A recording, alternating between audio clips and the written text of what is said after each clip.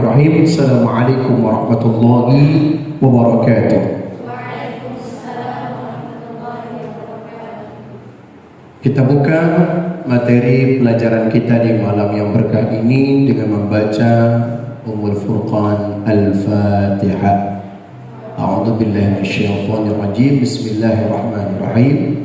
Alhamdulillahi rabbil alamin, arrahmanir rahim, maliki yaumiddin. Iyyaka na'budu wa iyyaka nasta'in. Ihdinas siratal mustaqim. Siratal ladzina an'amta 'alaihim ghairil maghdubi 'alaihim waladdallin. Amin.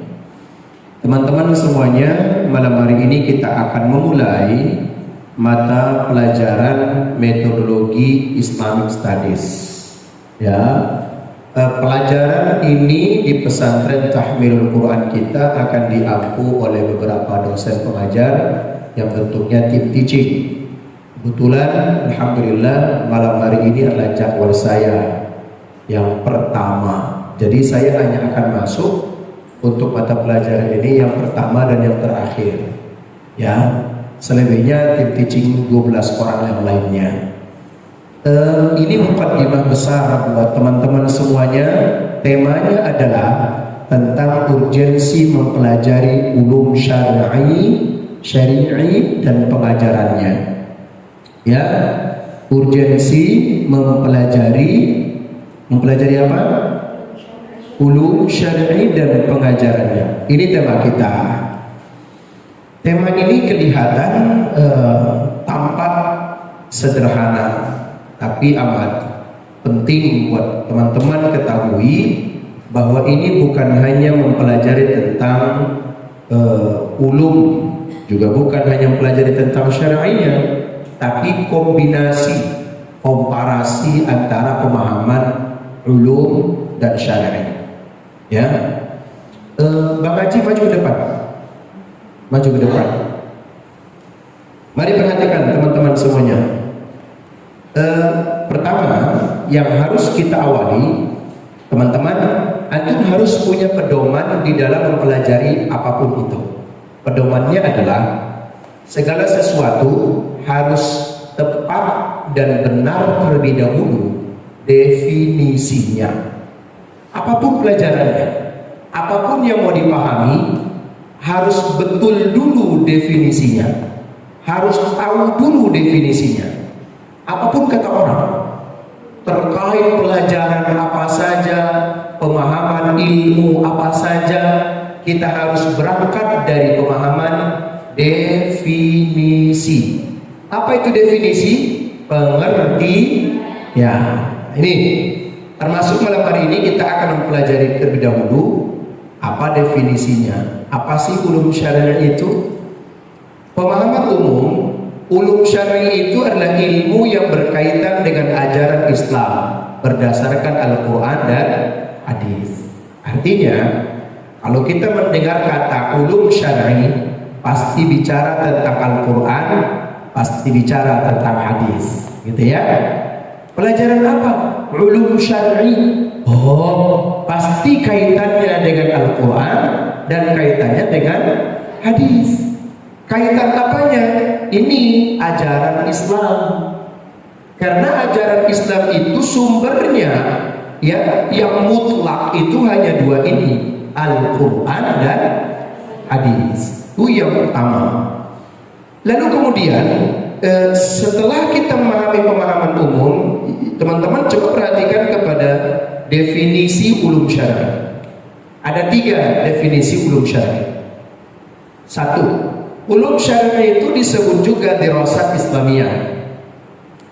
Jadi sebutan, ya teman-teman semua ini, kata-kata ulum syar'i itu juga artinya adalah dirasat Islamiyah. Ya, paham ya? Dan ketika menyebut ulum syar'i, itu artinya juga adalah ilmu agama. Belajar apa? Belajar ilmu agama. Ya, ulum syar'i. Paham ya? Belajar apa? 1 lagi, kajian kitab kuning. Maka setiap kajian kitab kuning yang isinya juga tentang ulum syar'i. Coba teman-teman belajar nggak kitab kuning di sini? belajar, ada tafsir, ada hadis, apa lagi? Hah? Ada Safinatun Najah, ada ada Mukhtasar Jiddan, dan semua itu adalah ilmu-ilmu yang berkaitan tentang ajaran Islam. Halo kakak, perhatikan ya. Jadi ingat, ada 3 definisi ulum syar'i. Satu apa? Dirasat Islamiyah. Dalam bahasa Inggrisnya disebut Islamic Studies. Yang kedua apa namanya? Ilmu agama. Yang ketiga, kajian kitab kuning. Yuk kita pahami sekarang. Dirasat Islamiyah ini adalah istilah yang dikenal dengan metode studinya yang lebih mendalam tentang ajaran Islam. Jadi kalau teman-teman dengar dirasat Islamiyah, berarti mendalam, itu maksudnya detail, berarti sampai ke dalamnya. Itu maksudnya ketika kita bicara terkait dirasat Islamiyah atau Islamic Studies. Nah, itu biar keren saja ya.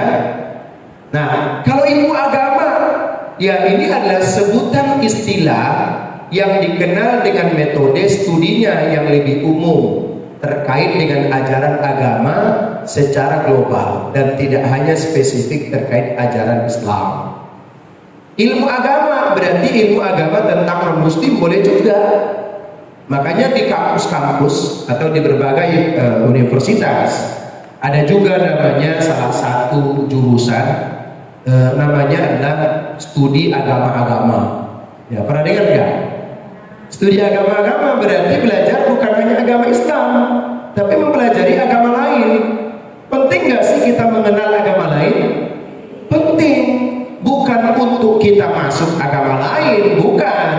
Tapi agar kita tahu apa itu agamanya, apa kekurangannya. Ya, dan boleh jadi kita mengetahui budaya pada agama itu berbeda. Nah ini, jadi kesimpulannya kawan-kawan semuanya, ulum syar'i itu definisinya 1 dirasat Islamiyah, 2, 3, itu ya. Oke. Sekarang bagaimana sejarah ulum syar'i? Sejarahnya. Kenapa disebut ulum syar'i dan seperti apa sejarahnya? Ulum syar'i ini, teman-teman, tentu mencakup berbagai disiplin ilmu yang lebih spesifik dengan agama Islam. Itu bedanya. Spesifik terkait ajaran Islam tadi, karena ini berdasarkan Al-Quran dan hadis. Itu yang membuat dia spesifik ya. Nah, dan mengamalkan ajaran-ajaran Islam berdasarkan Quran dan hadis, tujuannya satu tuh, tafaqquh fiddin. Apa tujuannya? Tafaqquh fiddin. Apa itu tafaqquh fiddin?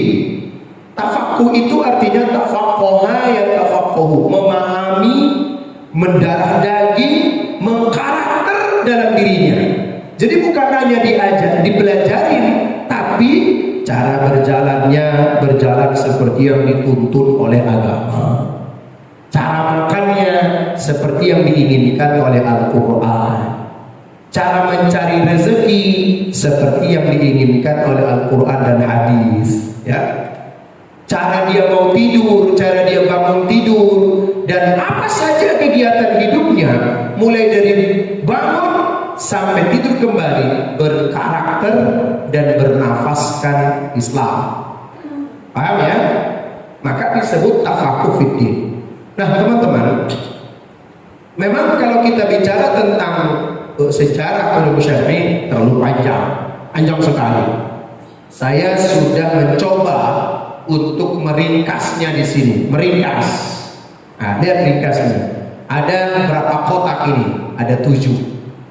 Dimulai dari sini. 1. Tahun 1 Hijriah sampai 5 Hijriah. 1 Hijriah sampai 5 Hijriah. Berarti Nabi ada di mana? Ada di Mekah, ada di Madinah? Ada di Madaniyah, karena setelah hijrah. Karena perhitungan hijrah itu setelah Nabi hijrah dari Mekah ke Madinah. Nah, sejak 1 sampai 5 Hijriah itu cikal bakal ya. Nah, Dan cikal bakal ini ya ditangkap di masa Khulafa Ar-Rasyidun. Khulafa Ar-Rasyidun itu setelah puluhan bahkan sudah mulai ratusan Hijriah. Itu di mana? Di Baghdad.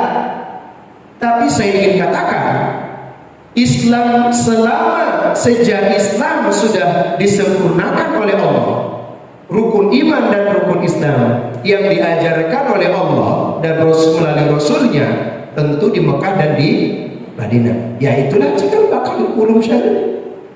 Ya, itulah cikal bakalnya. Dan pada ujungnya ketika Nabi SAW berada di Haji Wada, Nabi SAW beliau pernah diturunkan oleh Allah ayat pada saat Haji Wada itu, surat Al-Maidah ayat 3. Bunyinya apa? Al-yawma akmaltu lakum dinakum wa atmamtu alaikum ni'mati wa raditu lakumul islama dina. Al-yawma, hari ini, akmaltu lakum, telah kusempurnakan bagimu agamamu. Udah sempurna nih, artinya ulum syar'inya udah sempurna, semua dasar sudah ya. Waraditu, dan aku ridho agama Islam, raditu likumul Islam madinah sebagai agama. Nah, singkat perjalanannya, di abad ke-12 Masehi itu di Baghdad teman-teman, khususnya pada masa itu dipimpin oleh Khalifah Ar-Rasyidun tadi ya, itu terjadi percetakan buku Islam. Jadi peradaban terbesar umat Islam ini dan perkembangan keilmuan itu terjadi di Baghdad. Baghdad itu ibu kota apa? Ibu kota apa? Yaman, Iran, Irak, Palestina, Irak. Irak. Jadi Irak itu adalah kota bukti yang menjadikan dirinya menjadi pusat perkembangan budaya Islam. Perkembangan budaya Islam artinya dari Baghdadlah terjadi penerjemahan buku. Dari Baghdadlah terjadi percetakan buku Islam. Dan dari Baghdad itu pula pusat peradaban umat Islam di muka bumi. Jadi di saat itu tidak disebut Madinah dan Mekah, tapi disebut apa yang jadi pusat peradabannya? Baghdad. Di abad ke-13 Masehi mulailah masuk ke Indonesia. Pertanyaannya, melalui jalur apa? Jalur perdagangan dan orang-orang yang haji dan umroh, serta orang-orang yang ngapain? Belajar. Tapi masuknya ke Indonesia itu melalui jalur perdagangan, karena Indonesia itu menarik di mata dunia, karena kita banyak menghasilkan rempah, menghasilkan apa lagi? Ya, hasil bumi yang dibutuhkan oleh orang banyak. Pertanyaannya, pada masa itu masuknya pertama kali ulum syariah ini ke Islam, ke Indonesia, mulainya dari mana? Berkembang di Kesultanan Aceh dan Mataram. Maka Aceh yang disebut sebagai Serambi Mekah, Aceh disebut sebagai Serambi Mekah. Jangan lupa ya, poin-poin penting ditulis ya, jangan diam-diam aja nih. Ini ilmunya penting. Aceh itu sebagai bukti pertama kerajaan Islam yang dimana dahulu perkembangan Islam itu Indonesia, pertama pintu masuknya itu dari Aceh. Ada di sana makam-makam yang telah diidentifikasi sebagai bukti sejarah keislaman pertama, yaitu Samudra Pasai. Ya, Samudra Pasai itu di Aceh. Nah, jadi Kesultanan Aceh itu bukti Sultanah Aceh, dan kemudian Mataram. Dan pertama itu tidak menggunakan pesawat teman-teman, tapi jalur perdagangannya melalui apa? Kapal. Tapi jangan lupa, dulu kalau kapal berlayar itu menuju Indonesia bisa 2 bulan sampai 3 bulan berlayar. Ya, kalau sekarang pesawat take off dari Jakarta itu bisa langsung landing di Mekah atau di Madinah atau di Jeddah, hanya butuh waktu 9,5 jam. Makanya kalau dulu ada orang berhaji itu seperti sudah mau berpisah seumur hidup. Kenapa? Mau berangkatnya 3 bulan, terus berhajinya di sana, ya kan? Pulangnya lagi 3 bulan, apa enggak 6 bulan PP? Dan itu di laut. Makanya dulu mereka ya lama berangkatnya itu sudah diantarkan sebagai seseorang yang seakan-akan meninggal dunia. Kenapa? Wallahu a'lam, nggak ada telepon, ada WA masa itu ngabarin, Bu, aku udah sampai ya di Mekah. Nggak bisa, ya kan? Nah itu. Setelah masuk pada abad 13 di Indonesia melalui Kesultanan Aceh dan Mataram, baru di abad ke-14 di Indonesia itu bermunculanlah dan itu ditandai dengan berdirinya pesantren-pesantren. Teman-teman, tentu harus tahu pesantren-pesantren itu terbanyak itu ada di Indonesia. Ada di Indonesia dibanding negara-negara lain.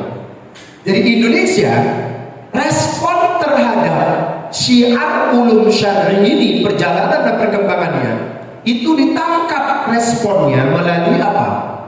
Pesantren. Nah, bayangkan kalau tidak ada pesantren, bayangkan kalau tidak ada pondok-pondok yang mempelajari ulum syar'i, siapa? Kan tidak ada. Coba kalau Anda belajar di SMP yang negeri, SMA yang negeri, memangnya cukup belajar syar'i? Kan tidak. Nggak ada pelajaran tafsir di SMP negeri, betul? Tapi jangan berkecil hati. Sekarang SMP yang berpesantren, berbasis pesantren sudah banyak. Tapi itu sebagai tanda responsifnya Indonesia di dalam merespon perkembangan syariat Islam ini untuk diajarkan di pesantren-pesantren. Baru lihat tuh, abad ke-17 masih, ya, abad ke-17. Kalau satu abad itu berapa sih? Berapa tahun? 100 tahun. Berarti kalau abad 14 itu tahun berapa? 1400. Indonesia sudah merdeka belum? Belum. Jadi jauh sebelum Indonesia merdeka, ya, ulum syar'i sudah masuk. Kesultanan raja-raja Islam sudah masuk ke Indonesia. Paham ya? Ya, makanya ada yang terkenal di Indonesia itu kerajaan-kerajaan, misalnya kerajaan Majapahit, ya, kerajaan Sriwijaya, kerajaan apa lagi? Kutai ya, itu banyak sekali. Dan itu adalah identitas keislaman pada masa itu, ya, kerajaan-kerajaan. Hampir di berbagai provinsi itu punya kerajaan-kerajaannya, ya kan? Dan kerajaan terbesar dulu di Indonesia, kerajaan apa? Pertama kerajaan Majapahit, itu besar, ya. Kerajaan apa lagi? Sriwijaya. Nah, itu kalau abad ke-17, pertanyaannya sudah merdeka belum Indonesia? Tahun berapa Indonesia merdeka? 1945. Jadi duluan perkembangan Islam di Indonesia atau kemerdekaan? Belanda aja belum datang. Iya dong, Belanda aja belum datang. Coba, Belanda itu berapa lama di Indonesia? 350 tahun kan? Oke, katakanlah 1945 dikurang 300 tahun, berarti tahun berapa itu? 1800-an atau 700-an? Berarti 1700, 100 tahun lagi baru datang dia. Apalagi Jepang, duluan Belanda ke Indonesia atau Jepang? Belanda baru Jepang. Artinya Indonesia pada mulanya Islam sudah dikenalkan langsung dari sumbernya dari Arab Saudi, Irak, pusat peradabannya datang dalam jalur perdagangan, berdirilah kesultanan. Nah, setelah Indonesia diganggu oleh kepentingan politik oleh Belanda, perluasan ekspansi wilayah, terjadilah keruntuhan kerajaan-kerajaan, kan begitu. Pada ujungnya Indonesia menjadi apa? Republik, kan? Republik. Tapi kita tidak bicara sejarah itu. Perjalanannya sebelum abad ke-17 sudah sampai ulum syar'i mulai dicetak. Dan ingat, percetakan pertama ulum-ulum syariah ini dimulai besar-besaran oleh Universitas Al-Azhar Kairo. Itu artinya kalau Universitas Al-Azhar Kairo kita boleh katakan sejak tahun abad ke-17 Masehi dia sudah melakukan percetakan secara besar-besaran, artinya dia sampai hari ini adalah perguruan tinggi atau lembaga pendidikan Islam tertua di dunia. Tertua, dia paling tertua.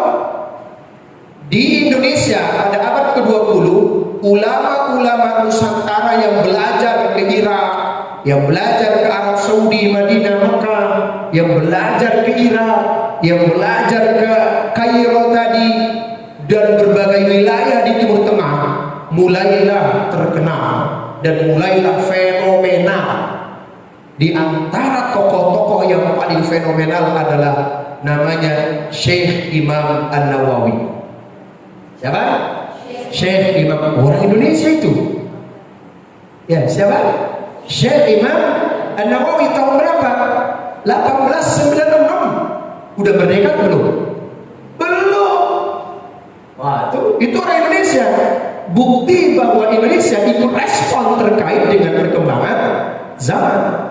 Nah, lalu di Padang, ini kalau Syekh Imam Nawawi ini Banten atau Pulau Jawa. Nah, di Sumatera Barat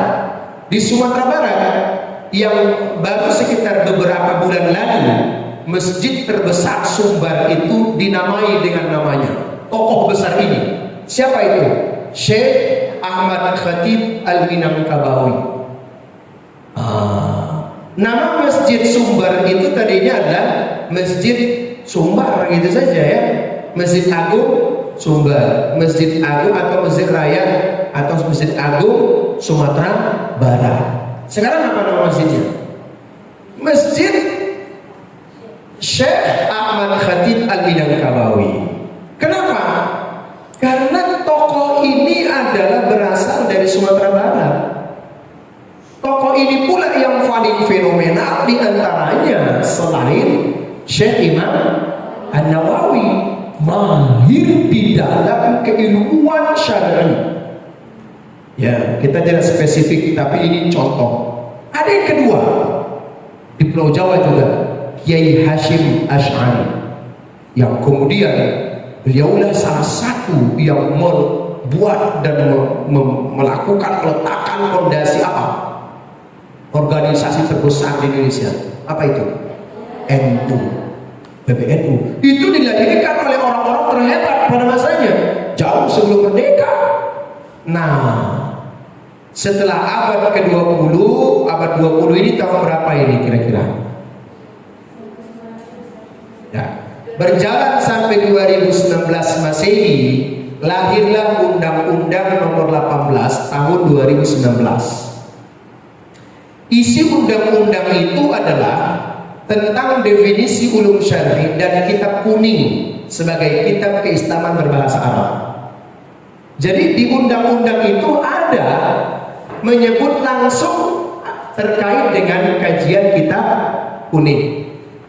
Dan tentu saja bicara tentang kitab kuning pasti bicara tentang ulum syar'i. Oke. Apa sih yang menjadi isi penting ulum syar'i? Isi pentingnya ada 3 nih. Isi ulum syar'i itu secara umum adalah maqasid syariah. Bukan maqasid din ya. Kemarin kita mempelajari dalam ilmu tafsirnya Said Tontowi, nama tafsirnya apa? Al-Wasit. Di sana ada maqasid ad-din. Maqasid ad-din menurut Said Tontowi kemarin ada 4. 1. Tauhid, ta'abbud, ahkam, ya, wa'dun wa wa'id. Nah, kalau maqasid syariah bukan itu. Maqasid syariah hifzuddin. 2 hifzu nafas. 3 hifzu akal. 3 4 terakhir nasab. Nah, isi ulum syariah itu ya tentang 5 itu. Bagaimana kita merawat agama, hifzu ad-din, bagaimana kita merawat dan menjaga kehormatan jiwa, ya, bagaimana kita menjaga dan merawat akal, bagaimana kita menjaga dan batasan-batasan berakal, ya, sebebas-bebasnya kita cara berpikir tetap saja dibatasi oleh undang-undang Al-Quran dan hadis. Ya, bolehkah kita bebas berpikir? Boleh, bebas berkarya, bebas, tapi tetap dibatasi oleh syariat Islam. Paham ya? Sebebas-bebasnya kita. Contoh, kamu punya motor. Saat kamu punya motor, bebas nggak mau ngidupin klakson? Bebas. Namanya motor, mobil-mobilmu. Tapi kalau kamu berada di depan sekolah atau depan rumah sakit, mengganggu kebebasan orang lain nggak? Mengganggu. Itulah yang dipelajari. Ada hal yang hidup doruriyah, pedoman hidup yang primer. Ada untuk kebutuhan pribadi dan sosial. Ada tentang dalil kebenaran dan kemaslahatan. Itu yang ada di dalam kitab ulum syar'i. Pembahasannya bicara tentang kebutuhan hidup yang paling dasar, jadi pelajari dalam usul tadi. Ya, apa kebutuhan hidup yang paling dasar? Makan. Ya, bagaimana cara mencari rezeki yang makan yang halal? Ya, dibicarakan di mana? Di ulum syar'i. Ya, di ulum syar'i. Bagaimana kita menjaga kesehatan? Di mana bicaranya? Ulum syar'i. Kemaslahatan pribadi dan sosial. Bayar zakat, caranya bayar zakat, caranya mengeluarkan dan kapan wakaf, hadiah dan wakaf, infak, itu di mana dipelajari? Di ulum syar'i, namanya al-hajiyah. Ada yang ketiga, dalil tentang kebenaran dan kemaslahatan. Oke, coba lihat nih. Rame kan? Ini rame nih. Memang harus rajin membuat ini. Kalau nggak rajin buat ini, ya nggak rame, nggak seru. Apa saja sih ruang lingkup pembelajaran ulum syar'i? Jadi teman-teman nih, kalau kita dengar kata ulum syar'i, apa aja sih yang dipelajari di dalamnya dia? Secara spesifik, rupanya ya tadi kan, ini apa nih? Ilmu nahwu. Berarti ilmu nahwu itu bagian dari ulum syar'i enggak? Iya dong. Kitab kuning enggak? Iya dong. Dirasat Islamiyah enggak? Iya dong. Kan 3 tadi definisinya. Wah, antum makin pintar kalau begini, insyaallah. Ini ilmu apa ini? Tasawuf. Berarti ilmu tasawuf ulum syar'i enggak? Iya dong. Masa ada yang mengatakan jangan belajar tasawuf? Lah, dia itu bagian dari ulum syar'i. Itu dirasat Islamiyah, itu Islamic Studies. Ilmu nahwu. Siapa penulis penyusun pertama? Di sini sudah saya tulis, Abu Abdillah Sidi Muhammad bin Daud As-Sanhaji. Pas ada Daudnya. Pas pula saya jurusannya bahasa Arabnya. Mungkin keturunan kali ya. Amin. Ilmu tasawuf ada namanya Muhammad Nawawi bin Umar bin Ali Al-Jawi Al-Bantani. Itu disusun oleh beliau. Tahun berapa dicetaknya? Tahun 1886 Miladia. 1886. Udah merdeka belum? Belum. Jadi jauh sebelum merdeka ini Indonesia, kitab-kitab ini sudah ada semua. Jadi Indonesia itu kenapa sejak awal sudah mayoritas Muslim, bahkan dulu konon hampir 85% Indonesia itu Muslim. Karena memang diawalinya dari sejarah ke Islam. Nah, ini ada buku apa nih? Ilmu tafsir. Berarti tafsir itu pelajaran ilmu syar'i ya? Iya. Pelajaran filsafat Islamiyah enggak? Kitab kuning tidak? Iya. Nah, ini tafsir. Ini siapa ini? Jalalain. Namanya tafsir apa ini? Tafsir Jalalain, bukan jalan lain ya, tapi jalan lain.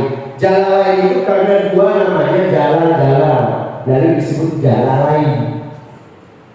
Siapa penulisnya? Jalaluddin Al-Ma'alli dan Jalaluddin As-Suyuti. Kan jalan-jalan tuh. Maka mereka menyebut diri mereka jalan lain. Dicetak tahun 1280 Hijriah. Ilmu hadis, ilmu balaghah, ilmu apa nih? Akidah, ilmu apa nih? Sejarah, ilmu apa nih? Sharaf, ilmu apa nih? Sulfi, ilmu apa nih?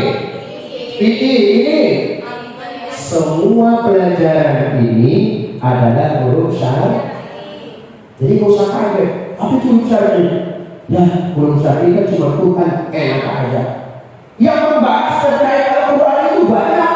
Yang ada di dalam usul fiqh, ada ilmu sharaf, ada ilmu sejarah, ada ilmu akidah, banyak sekali. Paham sampai sini teman-teman? Ya. Oke. Coba baca. 1, 2, 3. Di mana sih ulum syar'i itu dipelajari? Ya, apa dipelajari dari buku-buku? Ya, atau dipelajari dari SD, atau SMP, atau SMA, atau dipelajari di kampung-kampung pelosok? Intinya ulum syar'i yang banyak tadi itu. Ada sharaf, ada nahwu, ada akidah, tasawuf, ilmu usul fiqh dan lain sebagainya. Dipelajari di mana? Di pesantren. Dan pesantren itu ada rukunnya, namanya arkanul ma'had. Coba semua, 1, 2, 3. Arkanul ma'had. Apa itu arkan? Rukun sesuatu itu sah disebut pesantren. Kalau tidak ada yang 5 ini gimana nih? Siji loro dulu. Kok bahasa Jawa itu? 1, 2, 3, 4, 5. Biar ada 5. Artinya rukun pesantren ada 5. Kalau tidak ada 5 ini, tidak sah disebut sebagai pesantren. Supaya disebut pesantren, ya 5 ini harus ada. Misal Bang Ashar suatu hari nanti pulang ke Payakumbuh Madaini di atas Sumatera Utara, pengen membangun pesantren. Ingat Bang Ashar, harus ada 5 ini. Ya, Kak Ezi nanti pulang ke Riau, ya, ke sore, ya, kemana? Nah, pengen bangun pesantren, boleh. Ingat dulu, kata Pak Ustadz dulu ada ini. Kalau nggak ada ini, nggak sah itu pesantren.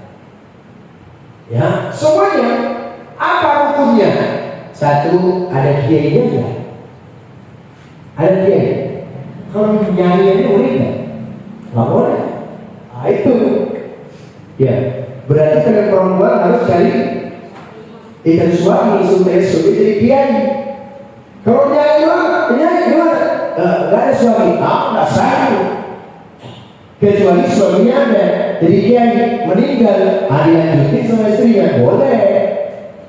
Syarat utama pertama hukumnya harus ada kiainya yang mimpin, yang punya ilmu, yang keluasan ilmu pengetahuannya tidak lagi diragukan, dan kiainya jangan yang provokatif. Ya, atau nggak maksudnya kiai provokatif? Ada yang suka aja kayaknya mau menyalahkan dan yang lain. Jangan. Ya. Orang yang mengajarkan ulum syar'i itu harus mengedepankan akhlakul karimah. tidak mengkapli-kapli, "Woi, kalau pengen masuk surga ke sini." Macam panitia surga aja dia. Iya kan? Kalau mau masuk neraka, ya sudah ke pesantren Solo aja. Ya, panitia neraka emangnya. Pesantren itu harus ada 5. Pertama apa? Kiai. 2, santri. 3, pondok. 4, lagi. Pondok maksudnya apa? Asrama. Pondok itu bahasa Arab. Funduk. Funduk itu apa? Iya. Hotel maksudnya adalah penginapan.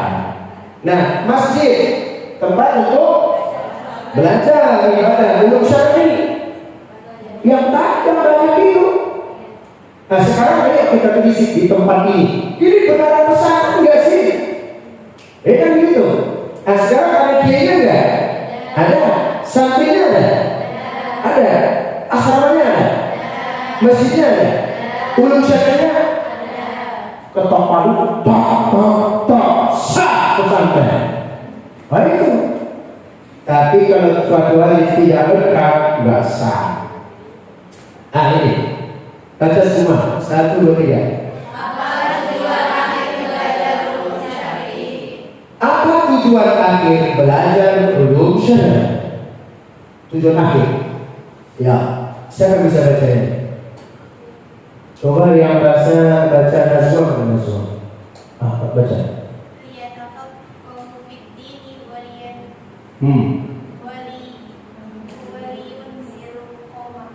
Ya, kita baca bersama. 1, 2, 3.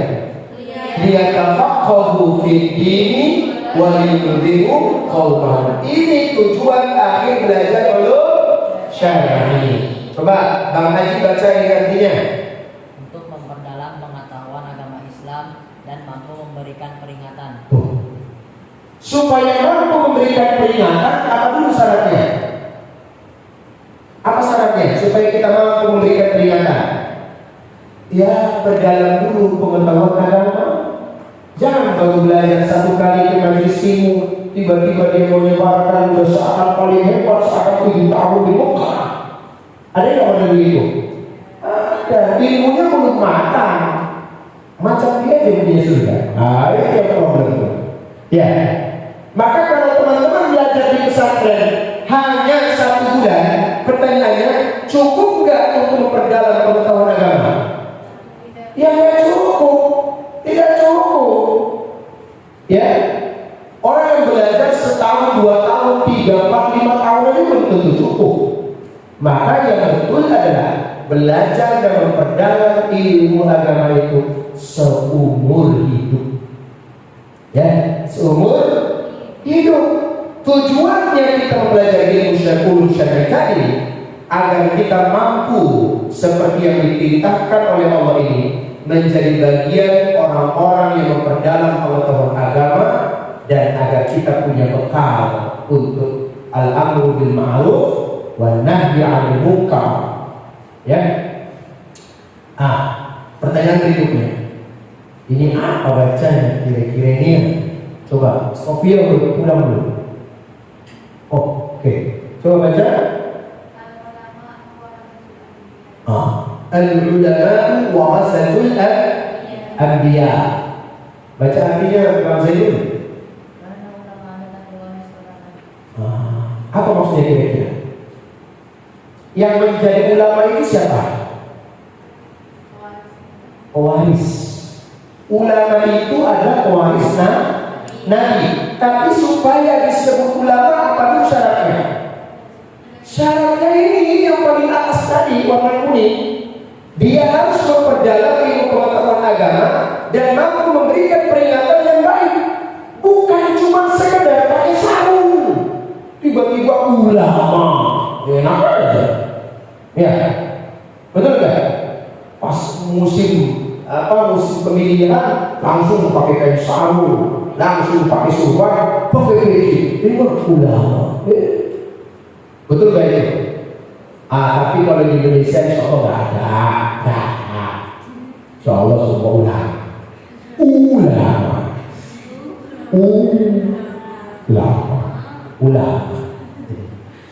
Al-ulama warasatul anbiya. Ulama itu adalah pewaris para nabi.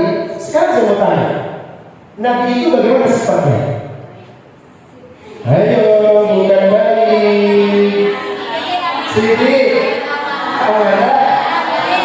Iya, diterjemahkan oleh Kak Izan. Apa itu? Satu apa? Artinya benar atau jujur. Dua, amanah. Tiga, apa? Tiga, amanah. Artinya cerdas. Terakhir, tabligh. Artinya apa? Artinya kalau kamu ingin disebut sebagai pewaris nabi, ya harus jujur dong. Jujur. Apa? Jujur dalam keilmuan. Kalau kamu tahu, katakan tahu. Bila tidak tahu, jangan katakan tahu. Namanya pewaris nabi, dia jujur akademisnya, jujur keilmuannya, jujur perbuatannya, dan jujur pada semua dimensi hidupnya. Lah kalau ada orang yang ngaku dia warasatul anbiya, saya ulama, pertanyaannya jujur gak itu? Maka problemnya kita adalah kalau hanya sekedar mengaku sebagai ulama, gampang gak sih ngaku? Gampang. Tapi yang mengaku untuk diakui belum tentu. Lihat dulu kejujurannya, lihat dulu amanahnya. Oh saya amanah nanti. Lihat dulu, baru dikasih 5.000 aja kamu gak sampaikan 5.000-nya. Baru dikasih jabatan kecil saja, itu pun jabatan tidak diemban dengan baik. Gimana kalau disebut ulama? Intinya teman-teman, saya ingin katakan pada antum, ulama itu memiliki sifat kejujuran tertinggi dalam hidupnya. Tidak boleh ada dusta di mulut para ulama. Ulama itu adalah sosok yang harus menunjukkan ketauladanan, jujur dalam lisannya. Maka kalau antum ini ingin disebut ulama, jangan coba-coba berdusta. Mahfum? Sekali berdusta, batal jadi ulama. Mahfum? Yang kedua amanah. Ketiga, fatonah, cerdas, bijak. Ulama itu bijak. Ulama itu gak suka membuat provokatif. Dia bijak. Dia carikan solusi. Dia cari solusi untuk menyelesaikan permasalahan. Oh Pak, saya urusan ini. Saya gak pandai saya. Kamu urusan lah. Gak ulama, gak bijak. Ulama itu bijak. Ya. Dan ulama adalah sosok yang hampir tidak habis idenya. Ulama adalah sosok yang tidak akan pernah habis idenya. Dia selalu, his brain is very brilliant. Maka cerdas cara berpikir. Nih, ulama itu tampak pada 3 poin penting. Karakternya, karakter kinerja, karakter moral. Karakter moral itu ya sifat kenabian tadi. Jujur, amanah, fatonah, tadi. Kinerja itu bagaimana? Sungguh-sungguh, ulet, tekun, apa lagi? Semangat, tanggung jawab. Kan kita gak mau begini. Dia sungguh-sungguh, tapi gak jujur. Mau? Kinerjanya bagus, tapi gak punya moral. Mau memang? Kan tidak, itu salah. Oh, dia jujur, ya tapi dia tanggung jawab masalahnya. Ada nggak orang jujur? Jujur banyak misalnya, tapi belum tentu tekun. Paham maksud saya? Dia amanah, luar biasa amanahnya. Amanahnya hebat, tapi gak sungguh-sungguh, dia masalah juga. Kita butuh ulama yang mengajarkan. Describe tentang ulum syar'i itu adalah mereka yang jujur tapi juga tanggung jawab, jujur tapi tekun, jujur tapi juga sungguh-sungguh, jujur tapi ulet dalam bekerja. Nah itu. Apa yang harus dilakukan untuk mencapai ulum syar'i tersebut? Kita butuh ini. Apa ini? Metodologi itu apa? Cara. Apa kira? Cara. Kazana apa? Cara. Aurora apa? Cara. Haji Metodologi itu apa? Cara. Misal, Bang Haji mau kemana? Mau ke Bukit Dago. Pertanyaan pertama, cara kesana gimana? Naik apa? Naik motor boleh nggak? Boleh. Naik mobil? Boleh. Jalan kaki? Boleh. Naik pesawat? Berarti apa? Cara itu ya disesuaikan lah kebutuhannya, ya. Kalau sempat dari sini menuju kita naik pesawat, apa nggak mendarat di rumah orang? Betul ya? Jadi harus jadi cara itu juga harus tepat dan sesuai. Ini ada yang cara klasik, ada yang pengajarannya metodenya modern. Cara yang modern atau cara yang klasik? Atau bahasa sekarang, cara yang tradisional atau cara modern? Kan ada tuh pesantren apa? Pesantren tradisional. Atau orang bilang apa? Pesantren salah katanya. Kamu pesantren apa? Pesantren modern. Lah, sekarang apa bedanya? Mengajarkan ulum syar'i di pesantren modern dengan di pesantren klasik atau tradisional beda nggak? Beda.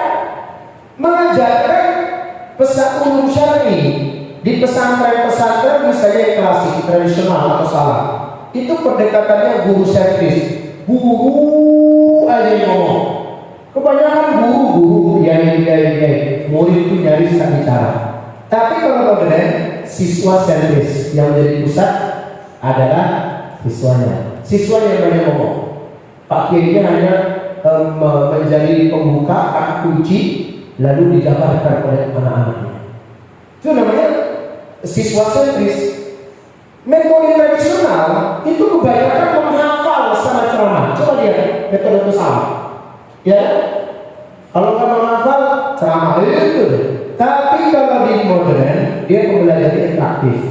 Memang sih penting hafalan, tapi perlu juga dikaji, diperbarui. Ada juga yang interaksinya terbatas di tradisional, dan penilaian tradisional itu kadang-kala dipahami dulu, jangan dulu. Misal gini, kita sekarang menggunakan apa namanya ini? Proyektor atau ini fokus. Ini cara pengajaran modern atau tradisional? Modern. Nah, kita bersyukur, berterima kasih kepada orang-orang baik yang mengirimkan ini. Nah, itu modern, tradisional sudah dipakai. Ya, tapi ketika nggak ada ini, ya apa boleh buat? Pakai modern tradisional akan begitu ya. Ini teman-teman, apa hakikat metode pengajaran ulum syar'i? Hakikat metode pengajaran ulum syar'i itu adalah berfokus kepada peserta didik, meningkatkan kecerdasan. Jadi tujuannya adalah ini ya, fokus pada proses bukan hasil akhir. Apa? Fokus kepada proses bukan hasil akhir. Artinya, kalau teman-teman belajar Al-Quran, hadis, tafsir, ilmu akidah, jangan hasilnya yang dikejar, tapi apa ya? Prosesnya supaya matang. Apa yang dikejar? Proses. Apa itu proses? Nikmati aja pelajaran. Jangan begini, jangan pengen cepat selesai deh. Itu maksudnya. Kalau pengen cepat selesai itu namanya mau akhir aja. Ya, mirip seperti orang mengkali-kali. Model kali-kali zaman dulu itu kan guru kita ngajarin 22 kali 5. Nah, ditulis bukan 22 di bawahnya 5. Baru dia serang, ya kan? Dan kali kan 5 kali 2 10. Dia taruh 0 di sini. 1 di atas. 5 kali 2 10. Tambah yang satu lagi 11 110. Ini metode apa namanya? Cara apa ini? Cara yang berproses. Tapi kalau anak sekarang berapa? 22 kali 5. Capek-capek amat ngitungnya. Bukan apa, klik 22 kali 5 110 nih. Tapi dia nggak tahu bagaimana cara mendapatkan 110. Itu masalahnya. Jadi banyak sekali ada orang yang belajar ilmu syariat itu, dia pengen tahu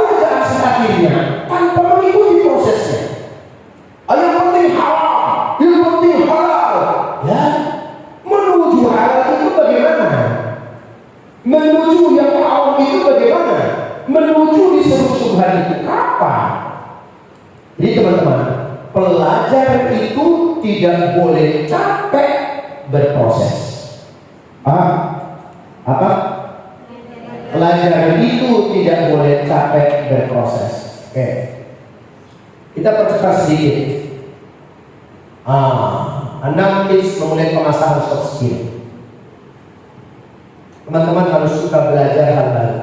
Nih, tantangan di sini. Siapa yang berani lagi? Di bawahnya ini 50 kilo ke bawah ini mungkin ya. Jadi kalau jatuh tinggal nama itu kalau namanya masih ada. Berani kalian ini? Guru atau Anda semuanya belajarlah hal yang baru. Jangan yang lama aja dipelajari. Yang lama ya sudahlah. Makanya kalau belajar itu dengarkan, simak, pahami. Jangan langsung dibantah. Itu kesalahan pelajar. Kesalahan pelajar itu kalau nggak sesuai dengan pikirannya, nggak mau aku lagi. Kenapa? Nggak sesuai dengan pendapatku. Kalau begitu kau jangan belajar. Paham ya? Pelajar itu harus suka berpetualang untuk apa? Belajar hal baru. Jadi setiap hari antum ini coba satu-satu harus punya prinsip. Saya harus belajar hal baru esok apa? Hari ini yang saya belajar hal baru apa? Ini belajar bersama saya di malam hari ini. Ini belajar hal baru. Betul ya? 2. Jadilah orang yang penasaran kalau belajar. Penasaran kalau belajar. Maksudnya apa ya? Maka orang-orang yang penasaran dalam belajar ulum syar'i itu dia pasti apa? Pasti apa? Bertanya. Orang-orang yang penasaran berarti orang ini adalah orang yang berkemajuan cara berpikirnya. Dan orang yang bertanya pasti karena penasaran. Dan penasarannya akan menjadi ilmu besar baginya. Tapi orang-orang malas yang tidak terlalu mau berproses, sukanya diam aja. Kenapa? Nggak ada yang bertanya, nggak ada penasarannya satu pun. Justru dia bertanya kepadanya. Tahu banget kalau saya, tahu 10 ya, udah 10. Ayo kita ini.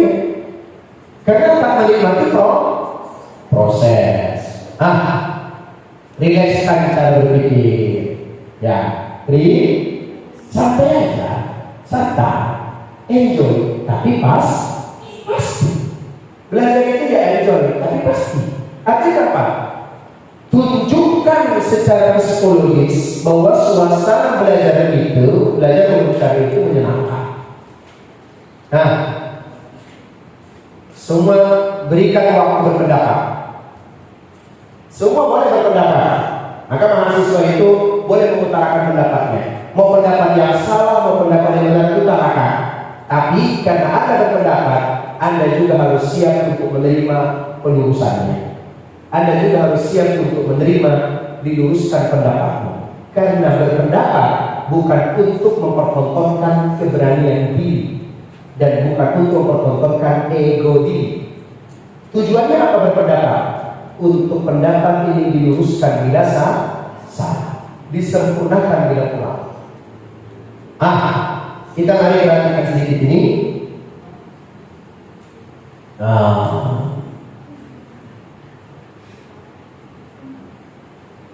Ini perhatikan, nanti kita akan diskusi kita ini.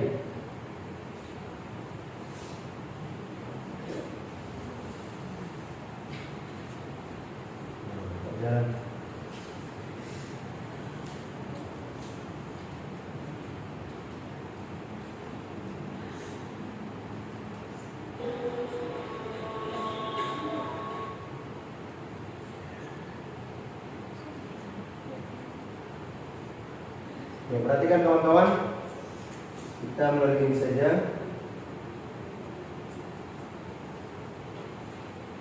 Ini adalah inspirasi bagaimana kita melihat orang-orang yang sudah belajar ulum syar'i berjalan sesuai dengan ulum syar'i.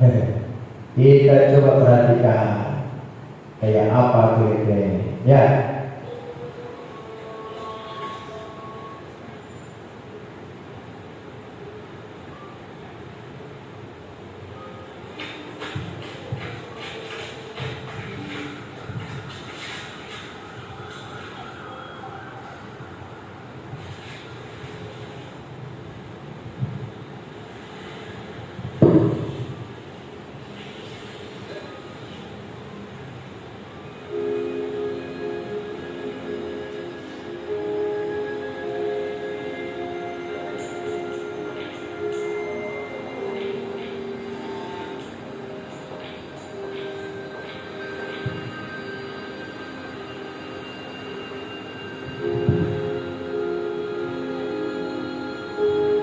Coba perhatikan lagi. Coba perhatikan, batu di tengah jalan. Satu orang lewat, kesambung kakinya, dia lari juga. Nah, yang lain datang, bilang kakinya lagi. Yang lain bilang kakinya juga. Yang penting dia gak jatuh dari dia. Itu datang ambulan dan orang yang sakit sepeda pun lewat, diselisihin sama dia supaya gak kena batu itu. Baru ada orang yang berani mencoba mengangkat, tapi agak berat, sudahlah gak usah. Ini kira-kira orang ini melihat gak ini? Orang buta, tapi dia lebih punya hati, dia lebih punya kesyariatan. Maka siapa saja yang mengangkat sebuah batu dari jalan akan dicatat untuknya suatu kebaikan, dan siapa saja dicatat untuk satu keburukan kebaikan, maka ya, dan siapa saja dicatat untuknya satu kebaikan, dia akan masuk surga. Yakin gak antum hanya karena satu batu tadi bisa mengantarkan masuk surga? Banyak gak orang yang terjadi begitu? Banyak gak terjadi dalam kehidupan kita begitu? Lewat kita, sampah ada di situ, lewat kita bisa lihat, tapi gak diambil. Batu di situ, sudah tertendang kakinya, tetap dia gak ambil.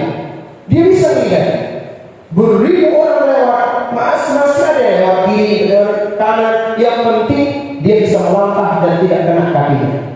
Motor lewat, dia juga lewat, sepeda juga lewat, dia tak melihat.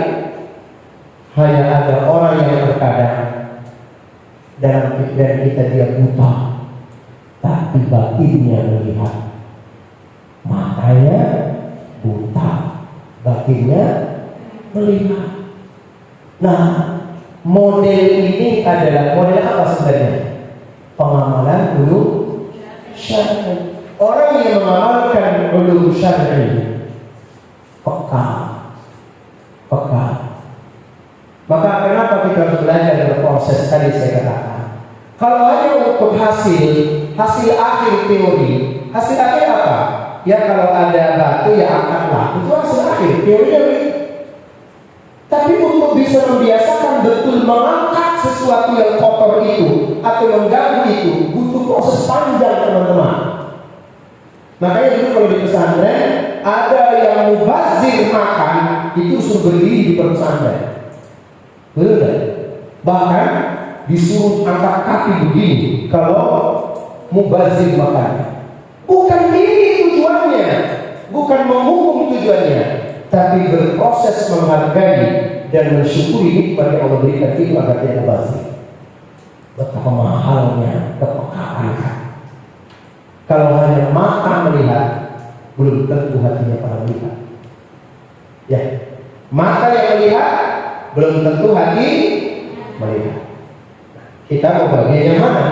Nah, itulah kawan-kawan semuanya materi kita di malam hari ini. Maka pesan saya pada antum semuanya ini pesannya. Coba baca bersama, 1, 2, 3.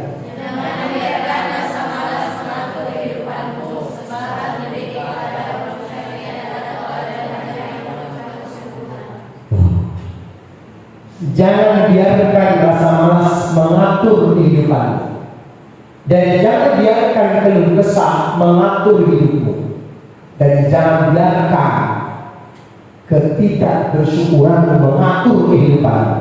Sebab mendidik atau belajar ulum syar'i adalah tauladan panjang yang membutuhkan kesungguhan.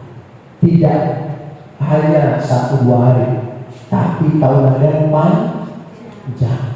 Coba baca sekali lagi, 1, 2, 3.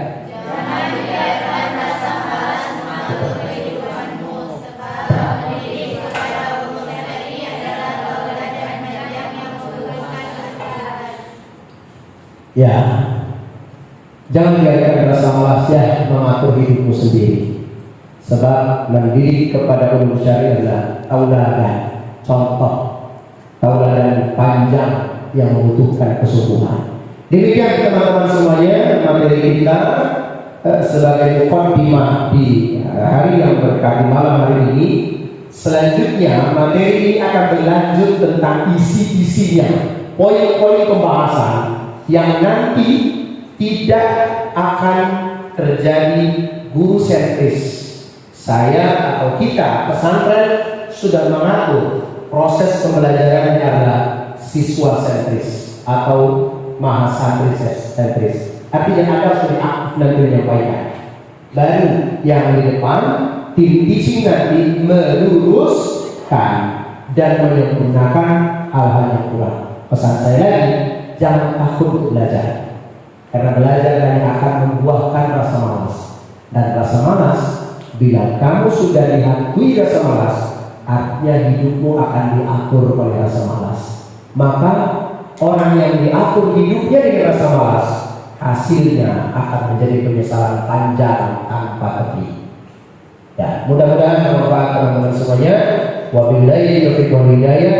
Assalamualaikum warahmatullahi wabarakatuh. Oke, kawan-kawan, kita